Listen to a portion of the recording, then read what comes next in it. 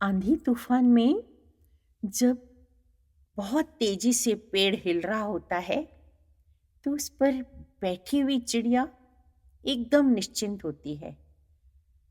उसे कुछ फर्क नहीं पड़ रहा होता है। क्यों?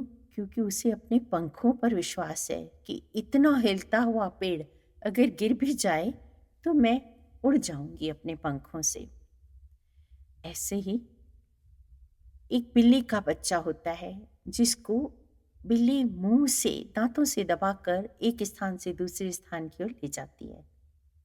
लेकिन वो बिल्कुल निश्चिंत होता है कि मेरी माँ मेरे लिए हितकारी करेगी, मुझे कुछ नुकसान नहीं होगा, और वो बिना किसी विरोध के जाता है।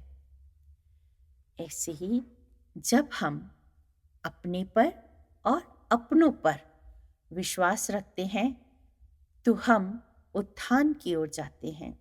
जब हम अपने पर और अपनों पर विश्वास नहीं करते तो हम पतन की ओर जाते हैं। हम इंसान तो इंसान, पर माता सती ने भी एक बार जब भोले बाबा पर विश्वास नहीं किया तो उनकी स्थिति भी बड़ी दयनीय हो गई थी। चलिए सुनते हैं कथा में जयराम जी की। सद्गुरुदेव से प्रार्थना कि अपना आशीर्वाद भरा हाथ मेरे मस्तक पर रखें और माँ सरस्वती जी से निवेदन कि मेरे कंठ में विराजित हो, ताकि रामायण और रामचरितमानस का पाठ मैं उचित तरीके से कर पाऊँ। श्री राम जी की कथा चंद्रमा की किरणों के समान है, जिसे संत रूपी चकोर सदा पान करते रहते हैं। आपके जैसा ही संदेह पार्वती जी ने भी किया था। तब महादेव जी ने विस्तार से उनको उत्तर दिया था। मैं अपनी बुद्धि के अनुसार वही उमा और शिव जी का संवाद कहना चाहता हूँ। जिस समय और जिस हेतु से बना उसे हे मुनि तुम सुनो, तुम्हारा विषाद मिट जाएगा। एक बार त्रेता युग में शिव जी अगस्त्य ऋषि के पास गए। उनके साथ जगजननी भवानी सती जी भी थी। ऋषि ने संपूर्ण जगत के ईश्वर जानकर उनका पूजन किया। मुनिवर अगस्त्य जी ने राम कथा विस्तार से कही, जिसको महेश्वर ने परम सुख मानकर सुना। फिर ऋषि ने शिव जी से सुंदर हरि भक्ति पूछी और शिव जी ने उनको अधिकारी जानकर रहस्य सहित भक्ति का निरूपण किया। उन्हीं दिनों पृथ्वी का भार उतारने के लिए श्री हरि ने रघुवंश में अवतार लिया था। शिव जी हृदय में विचारते जा रहे थे कि भगवान के दर्शन मुझे किस प्रकार हों। प्रभु ने गुप्त रूप से अवतार लिया है, मेरे जाने से सब लोग जान जाएंगे और मैं उनके दर्शन करना चाहता हूँ। श्री शंकर जी के हृदय में इस बात को लेकर बड़ी खलबली मची हुई थी, परंतु सती जी जो उनके साथ चल रही थी उनको इस भेद का पता नहीं था। तुलसीदास जी कहते हैं कि शिव जी के मन में भेद खुलने का डर था, कहीं सब लोग जान न जाएं कि ये त्रिलोकी के अधिपति हैं। परंतु भगवान के वो दर्शन करना चाहते थे। रावण ने अपनी मृत्यु मनुष्य के हाथ से मांगी थी। ब्रह्मा जी के वचनों को प्रभु सत्य करना चाहते थे। मैं जो पास नहीं जाता हूँ तो बड़ा पछतावा रह जाता है। इस प्रकार शिवजी विचार कर रहे थे, किंतु कोई भी युक्ति उनको समझ नहीं आ रही थी मैं किस तरह से भगवान राम जी के दर्शन करूं।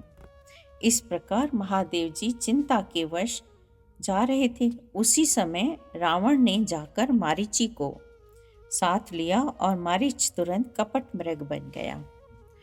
मूर्ख रावण ने छल करके सीता जी को हर लिया। मृग को मारकर भाई लक्ष्मण सहित श्री हरि आश्रम में आए और उसे खाली देखकर उनके नेत्रों में आंसू आ गए। श्री रघुनाथ जी मनुष्यों की भांति विरह से व्याकुल हैं और दोनों भाई वन में सीता जी को खोजते हुए फिर रहे हैं, जिनके कभी कोई संयोग और वियोग नहीं होता, जिनके प्रत्यक्ष विरह का दुख आप देखो तो देखा ही नहीं जाए, जबकि उन्हें संयोग वियोग से कोई फर्क नहीं पड़ता था। लेकिन क्योंकि उन्होंने मनुष्य रूप धरा था तो वैसा वैसा वो अभिनय भी कर रहे थे, श्री रघुनाथ जी का चरित्र तो बड़ा ही विचित्र है। उसको तो सिर्फ पहुंचे हुए ज्ञानी जन ही जान सकते हैं। श्री शिव जी ने उसी अवसर पर श्री राम जी को देखा और उनके हृदय में बहुत भारी आनंद उत्पन्न हुआ। और शिव जी, क्योंकि वो उनसे मिलना चाहते थे, उनके दर्शन करना चाहते थे, तो शिव जी चल पड़े कृपा निधान। शिव जी बार बार आनंद से पुलकित हो रहे थे और सती जी के साथ चले जा रहे थे। सती जी ने शंकर जी की वह दशा देखी तो उनके मन में बड़ा संदेह हुआ। वे मन ही मन कहने लगी कि जिन शंकर जी की सारा जगत वंदना करता है, वे जगत के ईश्वर, ये किसको सिर नवा रहे हैं, बार बार प्रसन्न हो रहे हैं, मुस्कुरा रहे हैं, किसको याद कर रहे हैं। उन्होंने एक राजपुत्र को सच्चिदानंद परम धाम कहकर प्रणाम किया और उनकी शोभा देखकर वे इतने प्रेम मग्न हो गए कि उनके हृदय में प्रीति रोकने से भी रुक नहीं रही थी, छुपाने से छुप नहीं रही थी। सब कोई जानते हैं कि शिव जी सर्वज्ञ हैं। सती के मन में इस प्रकार का संदेह जब उठ खड़ा हुआ, तब शिव जी ने कहा, भवानी जी सुनो, ऐसा संदेह मन में कभी न रखना। जिनकी कथा का अगस्त्य ऋषि ने गान किया और जिनकी भक्ति मैंने मुनि को सुनाई, ये वही मेरे इष्ट देव रघुनाथ जी हैं, जिनकी सेवा ज्ञानी मुनि सदा किया करते हैं। वेद पुराण और शास्त्र नेति नेति कहकर जिनकी कीर्ति गाते हैं, उन्हीं सर्वव्यापक समस्त ब्रह्मांडों के स्वामी मायापति नित्य परम स्वतंत्र ब्रह्म रूप भगवान श्री राम जी ने अपने भक्तों के हित के लिए अपनी इच्छा से रघुकुल के मणि रूप में अवतार लिया है। और इतनी बातें सुनकर भवानी सती जी के हृदय में तो बात बैठी ही नहीं, उन्हें कुछ सच लगा ही नहीं। तब महादेव जी मन में भगवान की माया को जानकर मुस्कुराते हुए बोले, जो तुम्हारे मन में बहुत संदेह है तो तुम जाकर परीक्षा ले लो। शिव जी की आज्ञा पाकर सती चली गई और मन में सोचने लगी कि भाई क्या करूं, कैसे परीक्षा लूं। इधर शिव जी ने मन में ऐसा अनुमान किया कि दक्ष कन्या सती का कल्याण तो नहीं है, क्योंकि इसने मेरे पर ही संदेह किया है। मेरे समझाने से भी जब इनका संदेह दूर नहीं होता, तो मुझे लगता है कि आज विधाता उल्टे ही हैं। अब सती की कुशल तो नहीं दिखती। अब क्या किया जाए, जो कुछ राम ने रच रखा है वही होगा। तर्क करके कौन शाखा को बढ़ाए। ऐसा कहकर शिव जी भगवान श्री हरि का नाम जपने लगे और सती जी वहां से चली गईं, जहां सुख के दाम प्रभु श्री राम जी थे, जो मनुष्यों की तरह लीला कर रहे थे। सती बार बार मन में विचार कर सीता जी का रूप धारण करके उस मार्ग की ओर आगे होकर चली, जिससे सती जी के विचार अनुसार मनुष्यों के राजा रामचंद्र जी आ रहे थे। उसी मार्ग पर वो चलने लगी और रूप क्या धारण किया उन्होंने, सीता जी का, क्योंकि भगवान रामचंद्र जी सीता जी को ढूंढ रहे हैं मनुष्य रूप धारण करके। अब आप देखिए, जिनके स्मरण मात्र से अज्ञान का नाश हो जाता है, उन सर्वज्ञ भगवान के सामने सती जी छिपाव करना चाहती हैं। श्री रामचंद्र जी हाथ जोड़कर सती को प्रणाम करते हैं और कहते हैं कि मैं राम दशरथ पुत्र, लेकिन वृषकेतु शिव जी कहाँ हैं? आप यहाँ वन में अकेली किस लिए फिर रही हैं? श्री रामचंद्र जी के कोमल और रहस्य भरे वचन सुनकर सती जी को बड़ा संकोच हुआ। वे डर गईं और उनके हृदय में बड़ी चिंता हुई कि मैंने शंकर जी का कहना न माना और अपने अज्ञान को श्री रामचंद्र जी पर आरोपित किया है। अब उन्हें भयंकर संताप होने लगा कि अब मैं शिव जी को जाकर क्या उत्तर दूंगी। तब उन्होंने पीछे की ओर फिरकर देखा तो वहां भी भाई लक्ष्मण जी और सीता जी के साथ श्री रामचंद्र जी सुंदर वेश में दिखाई दिए। फिर आगे देखा तो फिर रामचंद्र जी दिखाई दिए।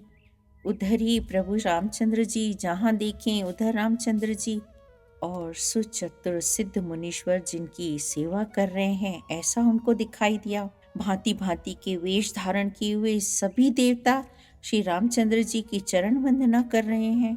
सती ऐसा देखकर बहुत ही डर गईं। उनका हृदय कांपने लगा और देह की तो सारी सुध बुद्धि भूल गईं और वे आंख मूंद कर मार्ग में ही बैठ गईं। जहाँ खड़ी थी रास्ते में वहीं पर बैठ गई। फिर आंख खोलकर देखा तो वहाँ दक्ष कुमारी सती जी को कुछ भी दिखाई नहीं दिया। तब वे बार बार श्री रामचंद्र जी के चरणों में सिर निभाकर वहां से शिव जी के पास आ गईं। तब शिव जी ने हंसकर कुशल प्रश्न करके कहा कि तुमने राम जी की किस प्रकार परीक्षा ली, सारी बात सच सच बताओ। सती जी ने रघुनाथ जी के प्रभाव को समझकर डर के मारे शिव जी से छिपाव किया और कहा, हे स्वामिन, मैंने कुछ भी परीक्षा नहीं ली, मैंने कुछ नहीं किया, बस आप ही की तरफ प्रणाम किया। तब शिव जी ने ध्यान करके देखा और सती जी ने जो चरित्र किया था वो सब जान गए। फिर श्री रामचंद्र जी की माया को सिर निभाया, जिसने प्रेरणा करके सती जी के मुंह से भी झूठ बुलवाया था। शिव जी ने मन में विचार किया कि श्री हरि की इच्छा रूपी भावी बड़ी प्रबल है। सती जी ने सीता जी का वेश धारण किया। यह जानकर शिव जी के हृदय में बड़ा विषाद हुआ। उन्होंने सोचा कि यदि मैं अब सती से प्रीति करता हूँ तो भक्ति मार्ग लुप्त हो जाता है, बड़ा अन्याय होता है। हालांकि सती परम पवित्र हैं, इसलिए इन्हें छोड़ते भी नहीं बनता और प्रेम करने में भी बड़ा पाप है। प्रकट करके महादेव जी कुछ भी नहीं कहते, परंतु उनके हृदय में बड़ा संताप है। तब शिव जी ने प्रभु श्री रामचंद्र जी के चरण कमलों में सिर निभाया और श्री राम जी का स्मरण करते ही उनके मन में यह आया कि सती जी के शरीर से मेरी पति पत्नी रूप में भेंट नहीं हो सकती। और शिव जी ने अपने मन में यह संकल्प कर लिया। स्थिर बुद्धि शंकर जी ऐसा विचार कर श्री रघुनाथ जी का स्मरण करते हुए कैलाश को चले गए। चलते समय सुंदर आकाशवाणी हुई कि हे महेश, आपकी जय हो, आपने भक्ति की अच्छी दृढ़ता की। इस आकाशवाणी को सुनकर सती जी के मन में चिंता हुई और उन्होंने सकुचाते हुए शिव जी से पूछा, हे कृपालु, कही आपने कौन सी प्रतिज्ञा की है? हे प्रभु, आप सत्य के धाम और दीन दयालु हैं। यद्यपि सती जी ने बहुत प्रकार से पूछा, परंतु त्रिपुरारी शिव जी ने कुछ नहीं कहा। शिव जी का रुख देखकर सती जी ने जान लिया कि स्वामी ने मेरा त्याग कर दिया है और वे हृदय में व्याकुल हो उठी। अपना पाप समझकर कुछ कहते नहीं बनता था, परंतु हृदय भीतर ही भीतर कुम्हार के आवे के समान अत्यंत जलने लगा। वहां फिर शिव जी अपनी प्रतिज्ञा को याद करके बड़ के पेड़ के नीचे पद्मासन लगाकर बैठ गए। शिव जी ने अपना स्वाभाविक रूप संभाला और अखंड समाधि में बैठ गए। जय राम जी की। अगर आपको मेरा वीडियो पसंद आया है तो मेरे चैनल को सब्सक्राइब जरूर करिएगा और अपने ही जैसे राम भक्तों को शेयर जरूर करिएगा। जय राम जी की।